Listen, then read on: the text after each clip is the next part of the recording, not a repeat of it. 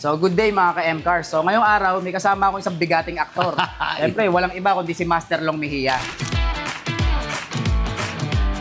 At inaanyayahan pala namin kayo sa upcoming event na gaganapin sa Baliwag, Bulacan this September 13. 13, guys. So, magkita-kita tayo doon at suportahan nyo.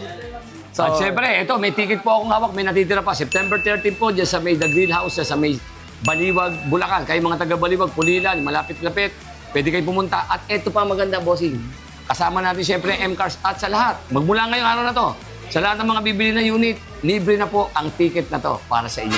Basta unit na MCARS. So, ito po, isa sa mga kababayan ko sa Bulacan sa San Rafael po. Tama-tama sa The Greenhouse, sa Baliwag, malapit po. Para po sa inyo. Dahil 7 sila, pamilya, 7 po ibibigay natin dahil bumili sila ng unit dito sa MCARS. Ayan po, 7. Dalawa. Ayan, ako.